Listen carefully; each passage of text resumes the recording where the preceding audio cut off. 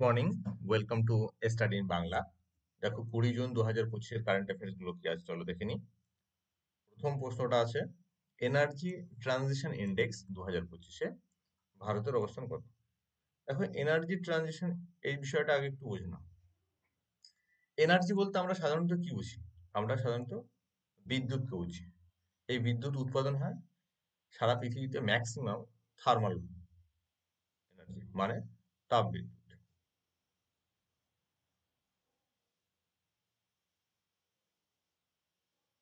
তাপবিদ্যুৎ।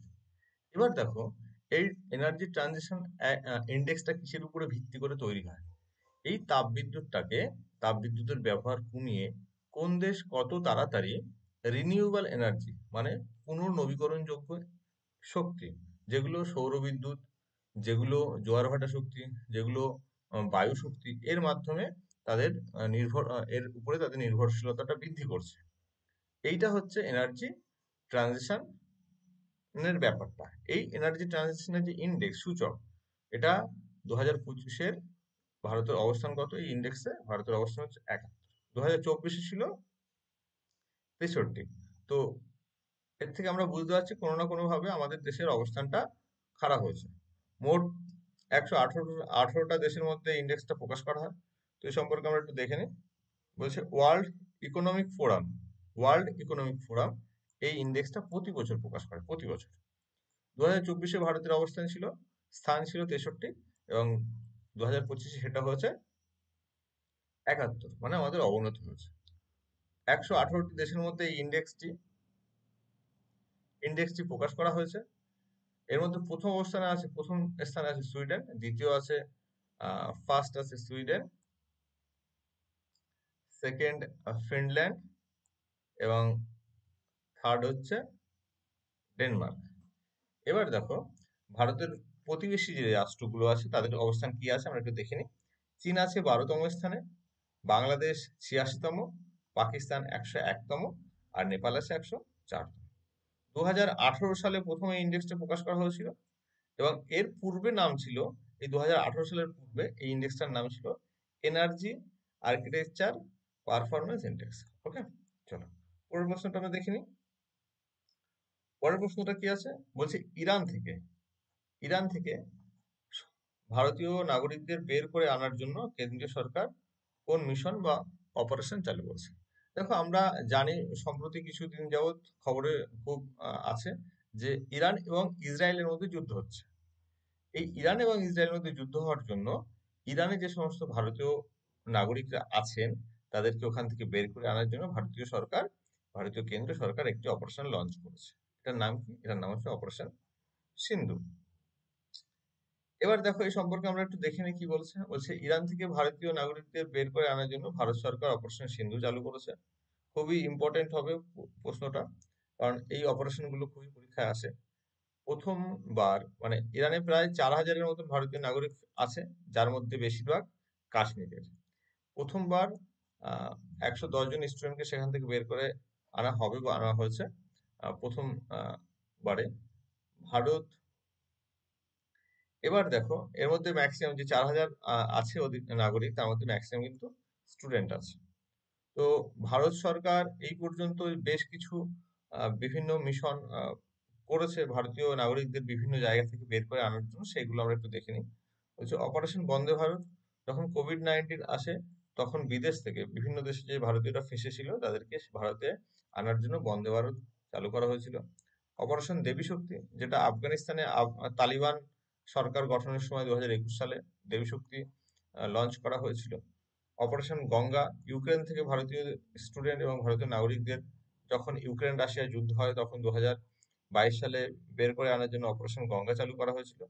অপারেশন দোস্ত, এটা খুব এখন বর্তমানে খুব খবরে আছে, কারণ আহ, ভারত পাকিস্তান যুদ্ধের সময় ভারত পাকিস্তানের কনফ্লিক্ট হলো কিছুদিন আগে, তখন তুর্কি তুর্কি পাকিস্তানকে ড্রোন দিয়েছিল। এবং এটাই অপারেশন দোস্ত হচ্ছে, তুর্কিতে যখন ভূমিকম্প হয়, এটা তুর্কি হবে, ওকে, তুর্কি। তুর্কিতে যখন ভূমিকম্প হয় তখন ভারতীয় সরকার 2023 সালে অপারেশন দোস্ত, মানে তুর্কিতে সাহায্য পাঠানোর জন্য অপারেশন দোস্ত অপারেশন লঞ্চ করেছিল, কিন্তু তা সত্ত্বেও তুর্কি বেইমানের মতন পাকিস্তানকে সাপোর্ট করেছে। অপারেশন ব্রহ্মা, দেখো মায়ানমারে কিছুদিন আগে 2025 সালে ভূমিকম্প হয়েছিল, তখন ভারতীয় সরকার মায়ানমারকে সাহায্য পাঠিয়েছিল অপারেশন ব্রহ্মার মধ্যে। পরের প্রশ্ন বলছে ওয়ার্ল্ড লায়াবিলিটি ইন্ডেক্স 2000, লিভ্যালিটি ইন্ডেক্স বা লিভ্যালিটি ইন্ডেক্স 2025 কোন দেশ প্রথম স্থান অধিকার করছে ইন্ডেক্স? এই ইন্ডেক্সে প্রথম স্থান অধিকার করেছে কোপেনহেগেন, ডেনমার্কের রাজধানী। কোপেনহেগেন হচ্ছে প্রথম স্থান অধিকার করেছে। দ্বিতীয় স্থানে আছে ভিয়েনা, অস্ট্রিয়া। তৃতীয় স্থানে আছে সুইজারল্যান্ডের জুরিখ, এবং চতুর্থ স্থানে আছে মেলবোর্ন, অস্ট্রেলিয়ার। এবার দেখো লায়াবিলিটি, লিভ্যালিটি বা লায়াবিলিটি ইন্ডেক্স, লায়াবিলিটি বলতে কি বলে? বলছে কোনো একটা জায়গায় মানুষের বসবাসের জন্য কতটা উপযোগী। দেখো মানুষের বেসিক নিড হচ্ছে খাদ্য, বস্ত্র, বাসস্থান, কিন্তু বর্তমানে শুধু কি এইগুলো দ্বারাই মানুষ সেখানে ভালো থাকতে পারবে বা থাকতে পারে? তাছাড়া স্বাস্থ্য, জলের পরিবেশের পরিকাঠামো, নগরের পরিকাঠামো, সেখানে অক্সিজেন মুক্ত বায়ু, পলিউশন, সেখানে স্বাস্থ্য ব্যবস্থা কেমন, সেখানে রাস্তাঘাট কেমন, সেখানে জলের ব্যবস্থা কেমন, সেখানে স্কুল কলেজ শিক্ষা ব্যবস্থা কেমন, এই সমস্ত কিছু বিচার করে সেখানে সেই জায়গাটা মানুষের বসবাসের কতটা উপযুক্ত, সেইটার জন্য ওয়ার্ল্ড লায়াবিলিটি বা লিভ্যালিটি ইন্ডেক্সটা 2025 প্রকাশ করা হয়েছে। হয়, এর প্রথম স্থানে কে আছে? ডেনমার্কের কোপেনহেগেন। ওকে, তো এই সম্পর্কে আমরা একটু দেখে নিই। বলছে ইকোনমিস্ট ইন্টেলিজেন্স ইউনিট এই ইন্ডেক্সটি জারি করে প্রতি বছর। 173টি দেশের মধ্যে এটি জারিত হয়। দুঃখের বিষয় হচ্ছে ভারতের কোনো শহর প্রথম 100-এর মধ্যে নেই। ভারতের নিউ দিল্লি 120তম স্থানে এবং মুম্বাই আছে 121তম স্থানে। গত বছর 2024-এ নিউ দিল্লি এবং মুম্বাই দুজনেই ছিল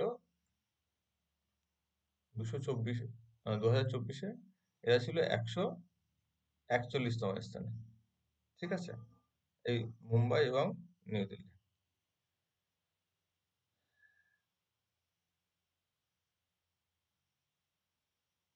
সিরিয়ার দামিস্কাস, ওকে, এটা হচ্ছে দামিস্কাস।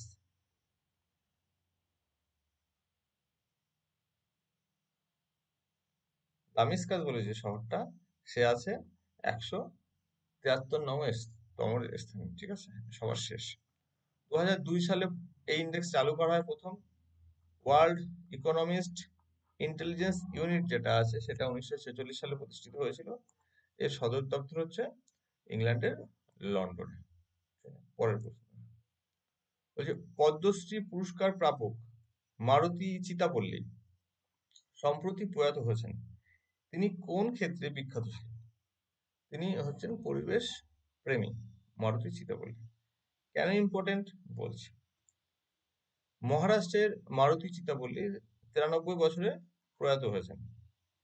তিনি পরিবেশ এবং বন্য প্রাণী সংরক্ষণের জন্য এবছর মানে 2025 সালে পদ্মশ্রী পুরস্কার পেয়েছেন, এবং এবছরে তিনি মারা গেছেন। ওই জন্য এটা কিন্তু যথেষ্ট ইম্পর্টেন্ট, মারুতি চিত্তাপল্লী। ওকে, পরের প্রশ্ন বলছে শুটিং লিগ অফ ইন্ডিয়া কার দ্বারা অনুষ্ঠিত হবে? কার বলতে কোন সংস্থা দ্বারা? এখানে অপশন হচ্ছে national rifle association of India, national rifle association of India. দেখো বলছে 24 নভেম্বর থেকে 7 ডিসেম্বর মানে এবছরে পর্যন্ত ভারতে প্রথমবার এই লিগ অনুষ্ঠিত হবে doctor Carney Singh shooting range, দিল্লিতে। ঠিক আছে, আইএসএসএফ যে আন্তর্জাতিক শুটিং ফেডারেশন আছে, এর দ্বারা এই লিগটি স্বীকৃতি পেয়েছে। যেমন এই লিগটা হচ্ছে আমাদের আইপিএল যেমন হয় না, আইপিএল যেভাবে হয় সেইভাবে এই লিগটা চালানো হবে, শুটিং লিগটা। আইপিএল যেমন আইসিসি দ্বারা মান্যতা প্রাপ্ত, এই লিগটাও, শুটিং লিগটাও আইএসএসএফ মানে ইন্টারন্যাশনাল শুটিং ফেডারেশন যেটা আছে তার দ্বারা মান্যতা প্রাপ্ত হয়েছে। ন্যাশনাল লিগটি ন্যাশনাল রাইফেল অ্যাসোসিয়েশন দ্বারা অনুষ্ঠিত হবে। এই দেশে সরি এই লিগটাতে কোনো ব্যক্তিগত প্রতিযোগিতা হবে না। এটা হবে একটা দলগত প্রতিযোগিতা, যেখানে 8টি ফ্র্যাঞ্চাইজি দল, যেমন আমাদের আইপিএল বা আইএসএল এ হয়, দল বা প্রো কবাডি, হ্যাঁ, যে কোনো এখন যেগুলো লিগ বেরিয়েছে, ফ্র্যাঞ্চাইজি দল অংশ নেবে। এবং অলিম্পিক শুটিং এর 6টি ইভেন্ট যে 10 metre rifle, 10 metre rifle, 10 metre pistol, এই সমস্ত যে ইভেন্ট গুলো আছে, সেগুলো, এটা 6টা ইভেন্ট এখানে অনুষ্ঠিত হবে, খেলা হবে। প্রতিটি দলে 6জন পুরুষ এবং 6জন মহিলা খেলোয়াড় থাকবে, মোট 12 জনের টিম। এই 12 জনের টিমের মধ্যে 4জন বিদেশি খেলোয়াড় থাকতে পারে, যেমন আইপিএল এ থাকে 11 জনের মধ্যে 4জন বিদেশি, তেমন 12 জনের মধ্যে 4জন বিদেশি থাকতে পারবে। কমপক্ষে 2জন প্লেয়ার এমন থাকতে হবে যাদের বয়স 21 বছরের কম। তার মানে কোনো না কোনো ভাবে এটা ইয়াং জেনারেশন, তাদেরকে শুটিং এর দিকে বেশি আগ্রহী করার জন্য এটা একটা পরিকল্পনা। ন্যাশনাল রাইফেল অ্যাসোসিয়েশন, যেটা হচ্ছে ভারতের শুটিং কম্পিটিশন বা শুটিং সংক্রান্ত বিষয়টাকে দেখে একটা সংস্থা, যেটা 1951 সালে প্রতিষ্ঠিত হয়েছে। এর সদর দপ্তর নিউ দিল্লিতে অবস্থিত। চলো পরের প্রশ্ন।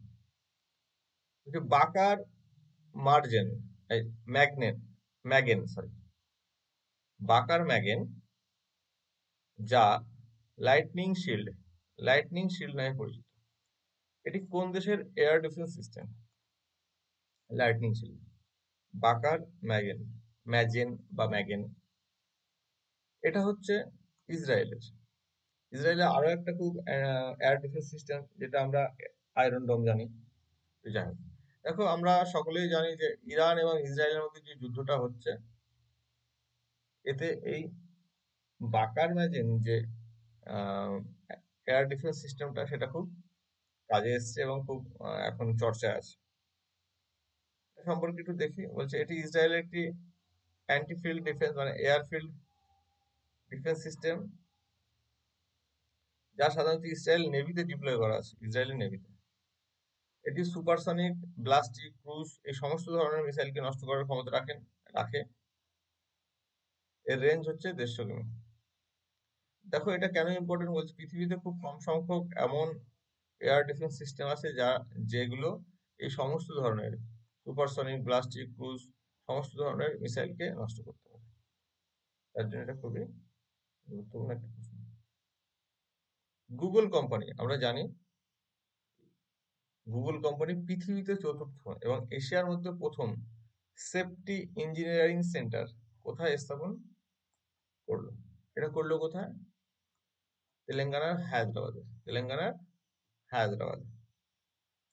দেখো, বলছি তেলেঙ্গানার হায়দ্রাবাদে এটি স্থাপিত হয়েছে, কি সেফটি ইঞ্জিনিয়ারিং সেন্টার তেলেঙ্গানার হায়দ্রাবাদে স্থাপিত হয়েছে। গুগল ইউজারদের, বিশেষ করে ইন্টারনেট ইউজার, বিশেষ করে গুগল ইউজার যারা আছে, তাদের আমরা সাইবার অ্যাটাক সম্পর্কে সবাই মোটামুটি জানি, যারা ইন্টারনেট ইউজ করি, থেকে রক্ষা করার জন্য এই ইঞ্জিনিয়ারিং সেন্টারটা স্থাপন করা হয়েছে। জার্মানির মিউনিক, আয়ারল্যান্ডের ডাবলিন, স্পেনের মালাগা এবং তেলেঙ্গানার হায়দ্রাবাদ, এই 4টি জায়গায় এই সেন্টারটা তৈরি করেছে গুগল ইঞ্জিনিয়ারিং সেন্টারটা। ওকে, তো দেখো, এই ছিল আজকের ইম্পর্টেন্ট কারেন্ট অ্যাফেয়ার্স গুলো। তোমরা পড়তে থাকো, সঙ্গে থাকো। কোনো সমস্যা হলে আমাকে জানাও, গ্রুপে মেসেজ করো, কমেন্ট করে জানাও। আমি তোমাদের চেষ্টা করবো যতটা হেল্প করা যায়। থ্যাংক ইউ, ভালো থেকো। চ্যানেলটা একটু সাবস্ক্রাইব করে দিও, ভিডিওগুলো ভালো লাগলে লাইক করে দিও।